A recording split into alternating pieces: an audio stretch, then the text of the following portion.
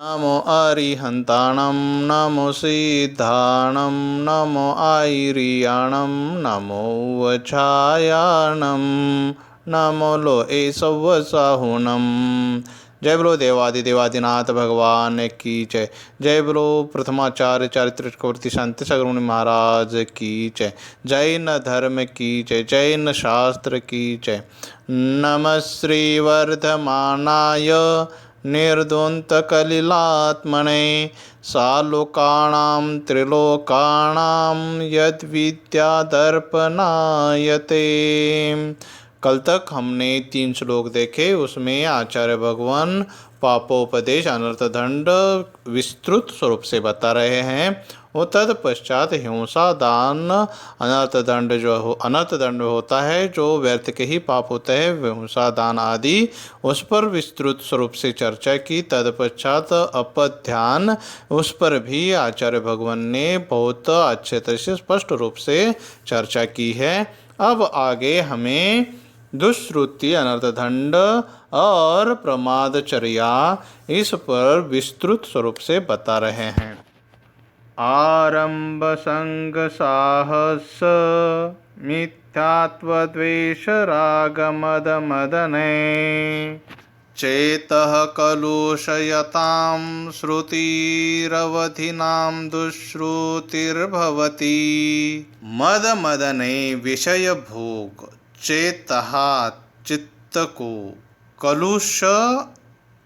कलुषयताम मलिन करने वाला, श्रुति यानी सुनना, रवधिनाम यानी शास्त्रों का, और भवती यानी कहलाता है।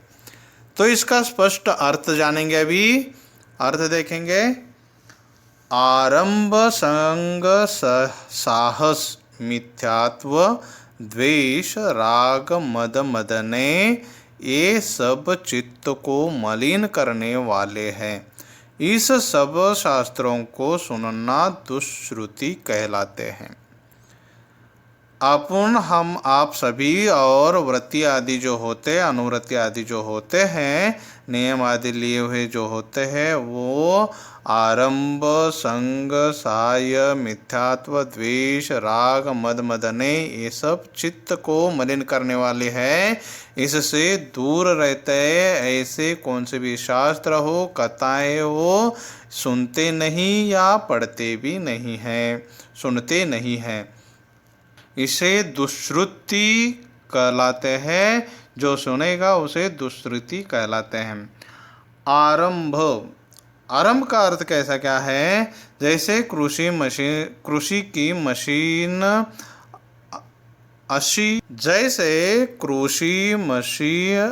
अशी वाणिज्य शिल्प विद्या जो आरंभ हिंसा करने के शास्त्र है, पुस्तक या किताब है, उसे पढ़ना, परिग्रह के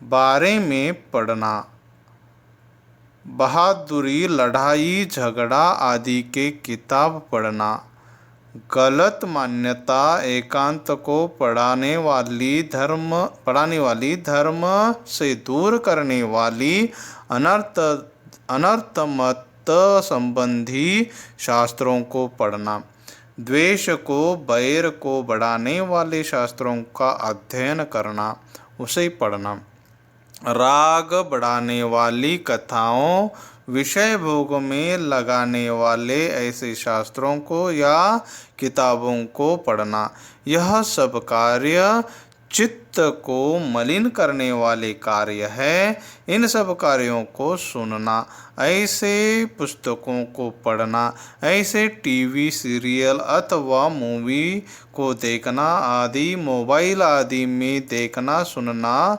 जिससे उस ऊपर की सब चीज़ें बढ़ती हैं, जिनमें इन सब की चर्चा हो, इनको सुनना दुष्श्रुति कहलाती है।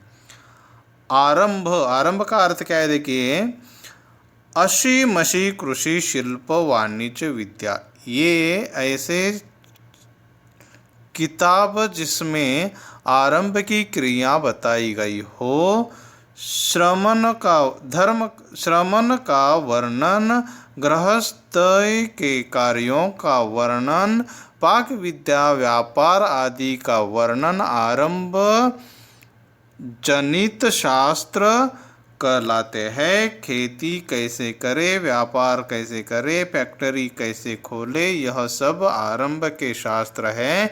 इसे नहीं सुनना, नहीं पढ़ना। ऐसे शास्त्र पढ़ने में चित्त लगाता है तो वह दुष्कृति अनर्थ दंड होता है। इसका त्याग करना अनर्थ दंड व्रत है। संग यानी परिग्रह। इसमें मकान कैसा होना चाहिए, ज्वेलरी, कार, फर्नीचर, खेती कौन सी खरीदी करें, इस जैसे शास्त्रों को पढ़ना या सुनना यह अनर्थ दंड है। इसका त्याग अनर्थ दंड व्रत है। 5 इंद्रियों को अच्छी लगने वाली कार्यों के शास्त्र आदि सुनना पढ़ना। साहस। जिन शास्त्रों में वीर रस की प्रधानता हो, बहादुरी लड़ाइयाँ जिनमें भरी हुई हो, बड़े बड़े योद्धाओं के जीवन चरित्र, इतनों को मारा, इतना क्षेत्र जीता, सैन्य संचालन ऐसा करते थे, आदि शास्त्रों को पढ़ना दुष्श्रुति अनर्थ दंड कहलाता है। इस शास्त्रों को पढ़ना सुनना छोड़ देना दुष्श्रुति अनर्थ दंड व्रत कहलाता है। राग द्वेष। राग संबंधी शास्त्र है। सिनेमा, सीरियल इससे विचारों में बड़ी गलती या गंदगी आती हो, ऐसे किताबें वगैरह पढ़ना या सुनना, अश्लील एक्टरों की चित्र आदि देखना, प्रेम प्रसंगों की चर्चा, अखबार पढ़ना, ये सारे राग संबंधी उत्पन्न करने वाले शास्त्र होते हैं। इसे पढ़ना, देखना, सुनना दुष्कृत अनर्थ दंड है। इसका त्याग करना अनर्थ दंड व्रत कहलाता है। अश्लील शास्त्र आदि राग शास्त्र है, इसीलिए यह अनर्थ दंड। इसे ना पढ़ना, इसे ना सुनना, यह अनर्थ दंड व्रत, राग अनर्थ दंड व्रत है। विषय भोग। जिन शास्त्रों में पंचेंद्रिय विषयों को कैसे भोगा जाए, खाना कैसा खाना हो, कैसा खाया जाए, कैसे पहनना, कैसे सूंघना, कैसे देखना, कैसे सुनना, ये सब विषय भोग संबंधी दुष्श्रुति अनर्थ दंड है। इसका त्याग दुष्श्रुति अनर्थ दंड व्रत है। इस प्रकार व्रति आरंभ, संग, साहस, मिथ्यात्व, द्वेष, राग, मदने के शास्त्र कथाएं आदि सुनते नहीं, पढ़ते नहीं, देखते भी नहीं, जिससे व्रत में बाधा आए, ऐसे क्रिया करते नहीं है। इसीलिए ऐसे शास्त्र सुनना, पढ़ना, देखना त्याग करना चाहिए। यही तो दुष्श्रुत अनर्थ दंड व्रत कहलाता है। अब आगे आचार्य भगवान प्रमादचर्या अनर्थ दंड व्रत का विश्लेषण कर रहे हैं। क्षिति सलील दहन पवनारंभम विफलम वनस्पति छेदम शरणम सारणमपि च प्रमादचर्यां प्रभावन्ते। क्षिति यानी पृथ्वी, सली यानी पानी, दहन यानी अग्नि, पवन यानी वारा, स्मरण स्वयं घुसना, सारणमपि दूसरों को घुसाना, प्रभाषन्ते कहलाते हैं। इसका अर्थ देखेंगे। आचार्य भगवान कह रहे हैं, पृथ्वी, पानी, अग्नि, हवा, इन जीवों की हिंसा और व्यर्थ में ही वनस्पति को तोड़ना या उसको छेदना, स्वयं घुमाना, दूसरों को घुमाना, इसको प्रमादचर्या कहा जाता है। व्यर्थ में ही पृथ्वी की खुदाई करना, व्यर्थ में ही पृथ्वी कायिक, अग्नि कायिक, वायु कायिक, जल कायिक जीवों की हिंसा करना और व्यर्थ में ही वनस्पति को तोड़ना या उसको छेदना और स्वयं घूमना, दूसरों को घुमाना भी इसको प्रमादचर्या कहा जाता है। जितनी आवश्यक है उतनी ही क्रिया करेंगे, अनावश्यक कार्य भी करेंगे तो प्रमादचर्या है।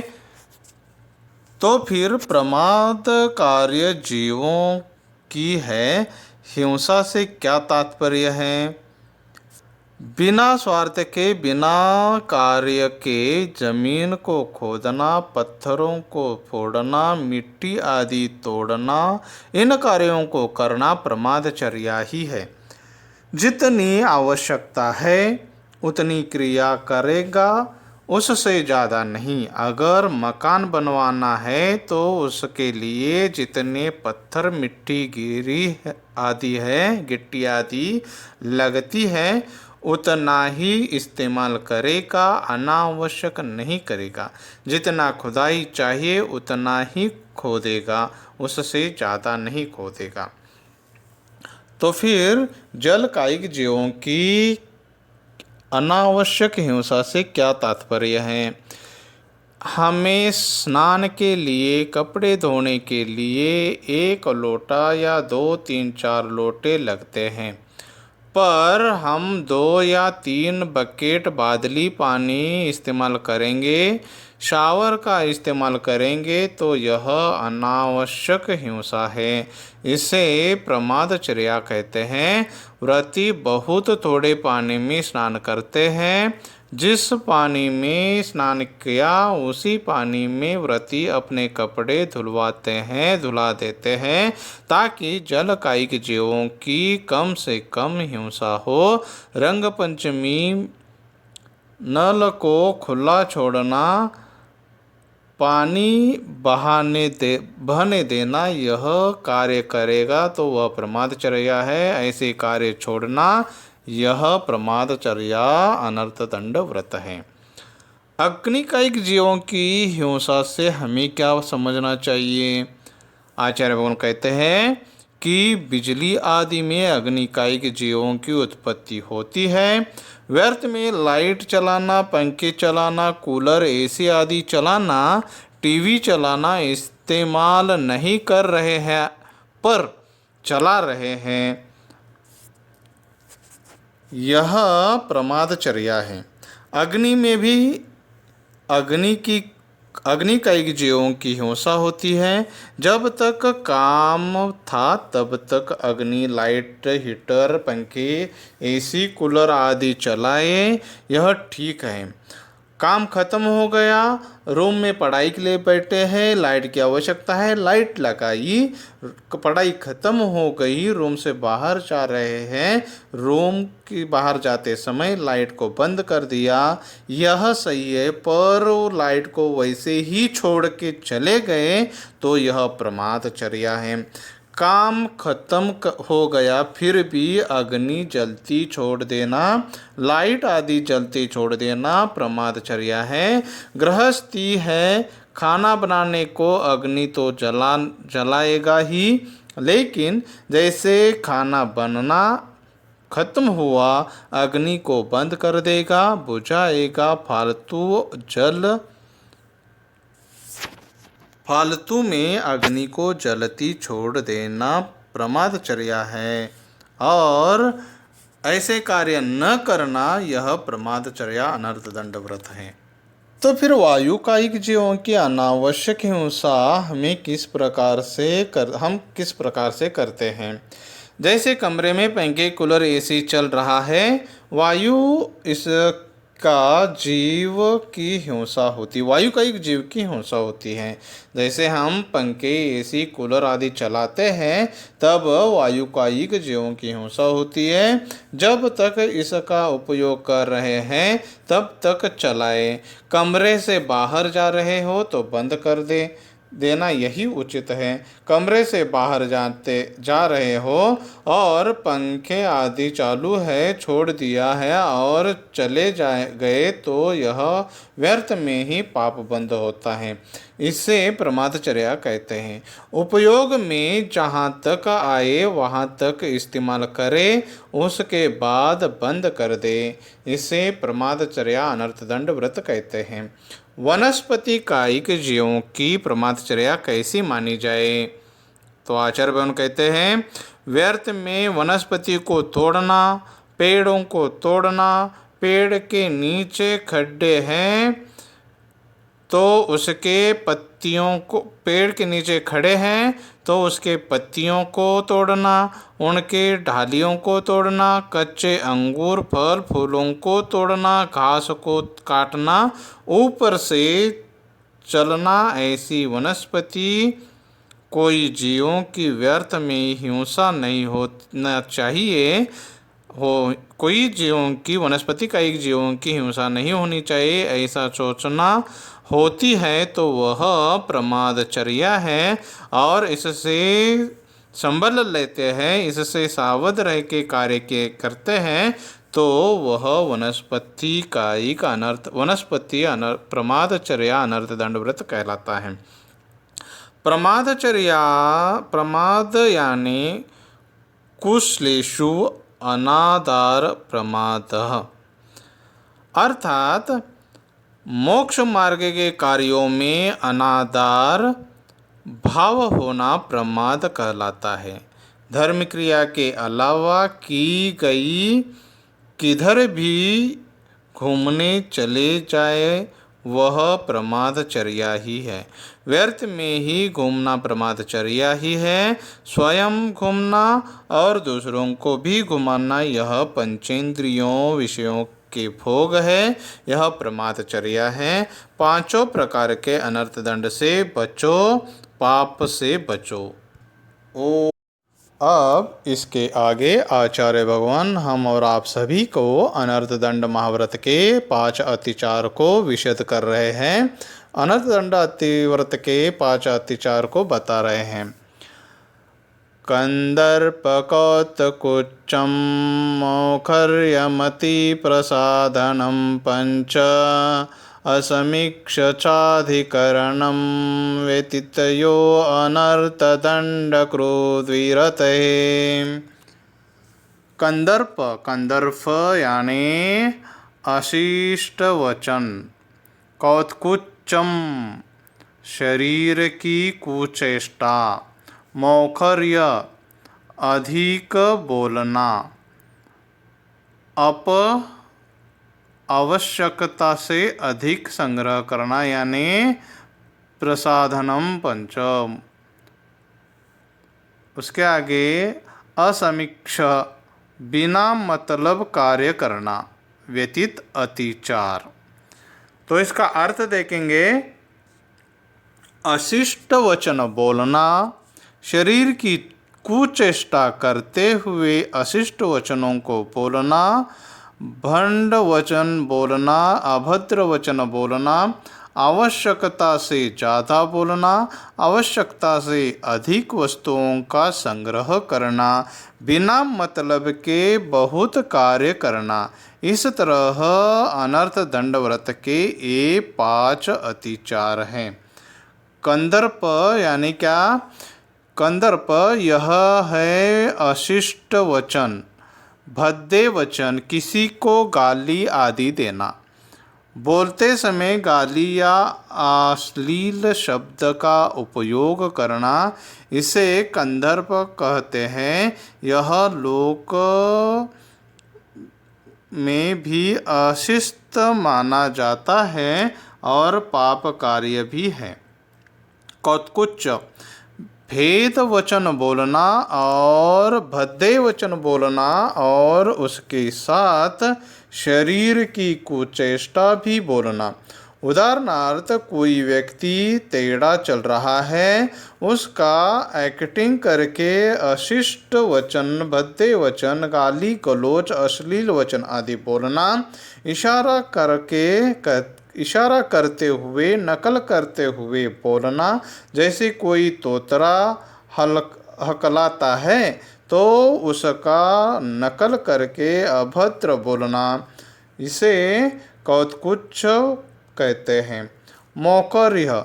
मौखर्य यानी जहाँ बोलने की ज़रूरत नहीं है वहाँ भी बोलते चले जाना, वहाँ भी अपना मुंह खोलना।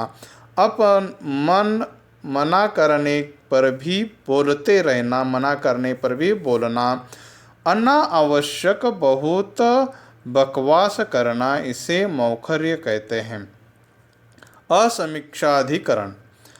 हमने हमारे पास कुछ संग्रह सामग्री का हमने परिमाण कर लिया है। उस सामग्री का बरसों से उपयोग में नहीं आ रहा है तो फिर उसको रखने का क्या फ़ायदा। जो अनावश्यक संग्रह है उसका भी संग्रह किए रहना, करके रखना। अपने भोग उपभोग में जो वस्तु आई नहीं पर वह अपने पास है या रख के लिया है, ऐसे वस्तु मन कम करना चाहिए था पर किया नहीं है। खुद के पास ही रख के लिया है, छोड़ने को राजी नहीं होना। जैसे 4 टोपी है पर इस्तेमाल तो 4 टोपी के बजाय 2 टोपी साल चल रहे हैं, सालों साल उसका उपयोग में आ रही है, तो फिर 4 वस्तुओं या टोपी का नियम क्यों लेना। यह भी अधिक वस्तु का संग्रह का दोष है। शादियों की तमाम पत्रिका 20-25 साल से एकत्रित करके रखना, यह भी दोष है, अनावश्यक है, उपयोग में नहीं है फिर भी रखना, इसे असमीक्षाधिकरण कहते हैं। असमीक्षाधिकरण आवश्यकता से अधिक बिना मतलब के कार्य करना। यह 3 प्रकार से होता है।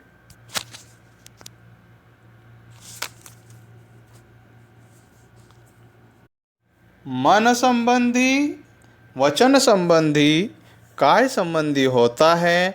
मन संबंधी असमीक्षाधिकरण बैठे बैठे बहुत सोचना, मेरा क्या होगा, मेरे बच्चों का क्या होगा, उनके शादी का क्या होगा, किसी को अच्छा किसी को बुरा, किसी की हार जीत, ऐसा सोचना मन संबंधी असमीक्षाधिकरण है।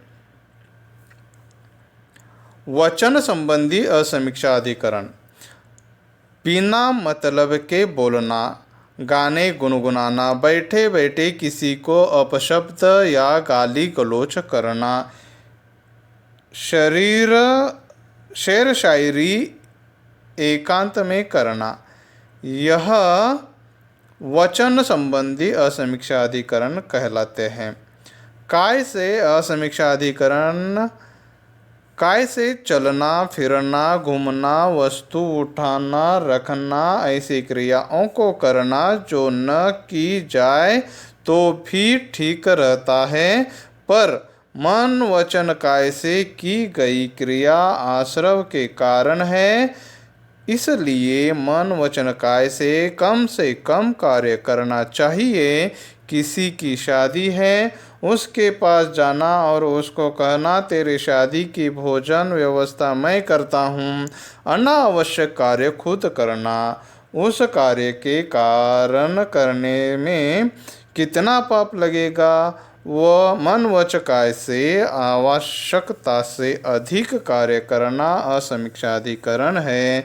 ऐसे 5 अनर्थदंड व्रत है जो अनुव्रति को नहीं करना चाहिए। 1 कंदर्प, 2 कौतकुच्च, 3 मौखर्य, 4 असमीक्षाधिकरण, 5 असमीक्षाधिकरण, 5 अति प्रसाधनम। इसे यह अनर्थ दंड के 5 अतिचार आचार्य भगवान ने हम सभी को बताए हैं। इससे बचे और अपने अनुव्रत का पालन आदि करे, इससे ही धर्म पुण्य लाभ होगा।